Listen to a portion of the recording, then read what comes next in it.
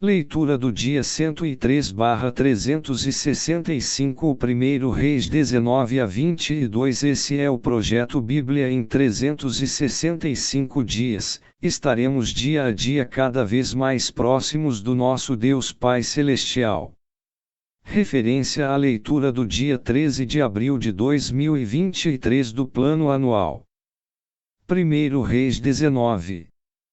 A atitude de Elias deixou Jezabel bastante irritada, e ela jurou o profeta de morte, dizendo que faria com ele o que foi feito aos profetas de Baal. Na atitude de Jezabel vemos o nível de sua maldade.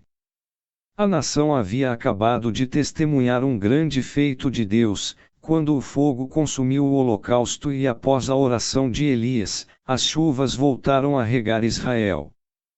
Mesmo assim, a sua atitude se manteve contrária ao servo de Deus e à sua justiça.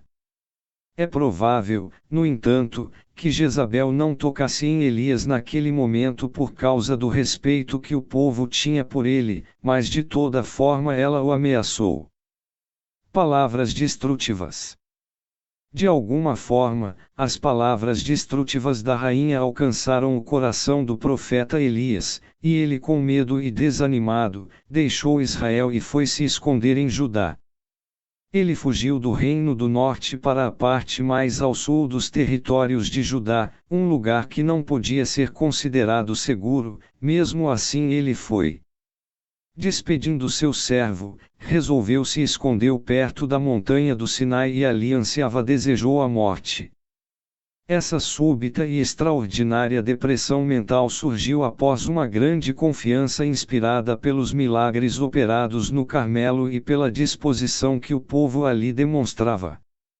Isso nos mostra que por mais que Deus use a nossa vida para operar seus milagres e projetos, a glória é toda dele, pois se não fosse sua graça, não suportaríamos a pressão.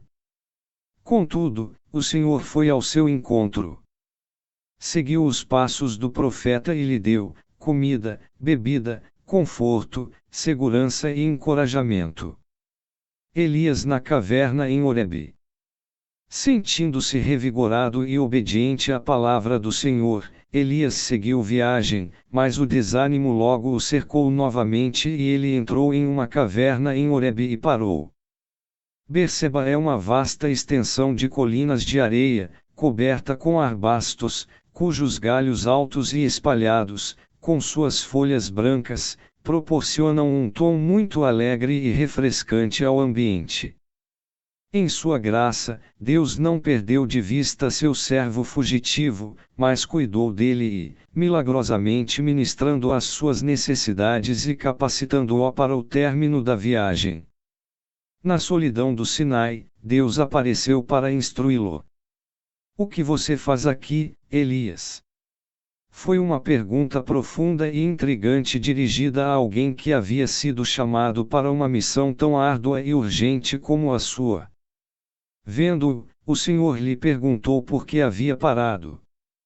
Elias respondeu que mesmo sendo zeloso ao Senhor, estava sozinho em sua obediência a ele. É preciso continuar. Porém, Deus lhe dá instruções para continuar seu ministério, pois ainda havia muito pelo que lutar. 7.000 servos fiéis a Deus ainda não haviam se prostrado diante da apostasia de Acabe e Jezabel. Pessoas que amavam ao Senhor. Há quem critique Elias, por sua atitude. Particularmente, acredito que todos passamos por momentos assim. Vejo que o próprio Deus se encarrega de cuidar de nós. Na vida de Elias, eu percebo que é Deus, e não nós é quem merecemos todo o mérito por tudo o que fazemos e realizamos em seu nome, pois a força que temos, vem dele. Para convencê-lo de que uma nação idólatra não ficará impune, ele o comissiona a ungir 3 pessoas que foram destinadas na providência a vingar a controvérsia de Deus com o povo de Israel. Unção é usada como sinônimo de nomeação e é aplicada a todos os nomeados, embora somente Geu tenha derramado o óleo consagrado sobre sua cabeça. Todos os três estavam destinados a ser instrumentos emanentes na conquista da destruição dos idolatrais, embora de maneiras diferentes. Mas das três comissões, Elias pessoalmente executou apenas uma, a saber, o chamado de Eliseu para ser seu assistente e sucessor, e por ele os outros dois foram cumpridos.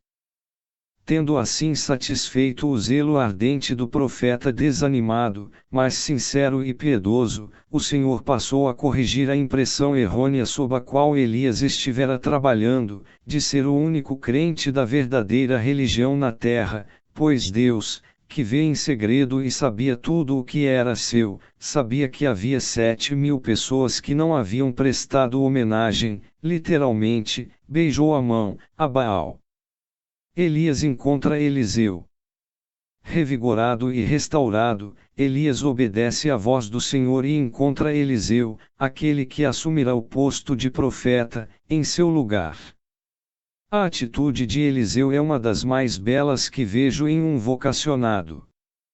Quando é chamado por Elias, para segui-lo, ele deixou a junta de bois com a qual trabalhava e o pediu para beijar seu pai e sua mãe, algo que Elias consentiu. Em seguida, Eliseu matou a junta de bois, fez um grande banquete, e seguiu o profeta. Muitos de nós, quando chamados, complicamos muito as coisas, colocamos tantos empecilhos, fazemos tantas provas, enfim. Queremos ter certeza que de fato, é Deus que nos chama. Mas Eliseu não. Ele rapidamente se desprendeu de tudo o que podia segurá-lo em sua vocação.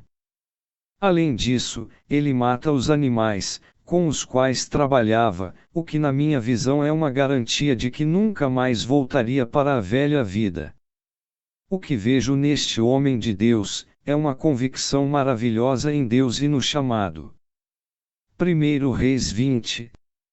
A grande vitória de Acabe sobre Ben-Hadad, graças à bondade de Deus. Em nenhum momento Acabe se arrependeu ou pediu a ajuda do Senhor, quando estava diante do ataque da Síria. O que de fato acontece, é que os sírios subestimam o Deus de Israel, dizendo que ele só agia e dava vitórias ao seu povo, nos montes, mas se a batalha fosse nos vales, ele não prevaleceria. Por causa dessa afronta, o Senhor antecipou o ataque dos sírios e os revelou a um profeta e o enviou a Acabe. No dia da batalha, o rei de Israel os venceu. Após a batalha, ouvindo o pedido de súplica de Ben-Hadad, Acabe fez aliança com ele e se tornaram parceiros, ferindo gravemente a palavra do Senhor. A perversidade de Acabe. Acabe era um pecador perverso, maligno, incrédulo e completamente insensível a Deus.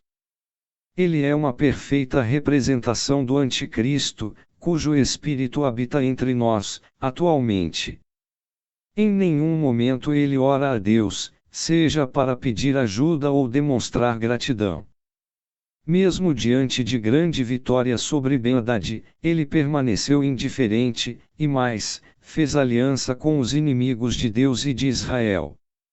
Acabe é um exemplo para nós daquilo em que não devemos nos tornar. Sua impiedade cheira mal às narinas do Senhor. 1 Reis 21. Um relato deprimente da maldade de Acabe.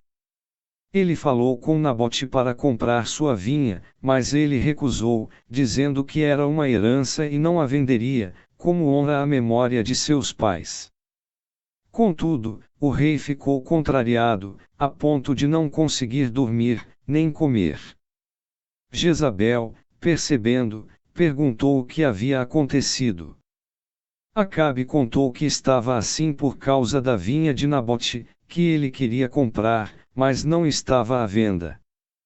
Tendo ouvido as palavras de Acabe, Jezabel escreveu cartas aos anciãos de Israel e aos nobres, em nome de Acabe, ordenando que Nabote fosse morto. A acusação era a de blasfêmia contra Deus e contra o rei. Perceba que Jezabel nunca se importou em invocar o bom nome do Senhor, quando o fez, suas intenções eram malignas. Com isso, os filhos de Belial foram até Nabote e o apedrejaram. Quando soube, Jezabel anunciou a boa nova a Acabe, que se levantou e tomou a vinha de Nabote para si. Devemos destacar neste episódio: 1. A ganância de Acabe. 2. Seu caráter diabólico. 3. Sua submissão a Jezabel. 4. Sua falta de humanidade. Tomou a vinha assim que soube da morte de Nabote. 5. Sua consciência do que havia feito. No entanto, o caso não passou despercebido aos olhos de Deus. Ele levantou o profeta Elias e o enviou a Acabe anunciando o juízo. Acabe e Jezabel teriam mortes cruéis e seus descendentes deixariam de existir. 1 Reis 22. O último capítulo do primeiro livro, vemos que Acabe, rei de Israel, faz aliança com Josafá, rei de Judá, para enfrentar o rei da Síria. O ponto-chave deste capítulo é a exigência de Josafá em consultar ao Senhor, antes de ir à batalha. Em sua incredulidade e maldade, Acabe coloca diante dele 400 profetas que haviam se vendido à apostasia do rei e de Jezabel. De seus lábios só saíam palavras bajuladoras e de engano. Incomodado, Josafá exige a presença de um profeta genuíno, e logo é trazido Micaías que profetiza segundo a vontade do Senhor e revela que Acabe não voltará da batalha com vida. Nosso grande desafio, hoje, é não ceder às tentações que atrairão os profetas de Acabe. Eles se venderão, perderam a coragem, foram intimidados pelo mal. O que não aconteceu a Micaías, que manteve sua fidelidade a Deus e a sua palavra. A morte de Acabe. Acabe morreu, tal como havia sido dito por Elias e Micaías. Mesmo estando disfarçado na batalha, foi atingido por uma flecha atirada por um soldado. Um homem mau não prevalecerá para sempre, é a promessa do Senhor. No fim, o bem triunfará e a justiça será feita, é uma das grandes mensagens do texto bíblico.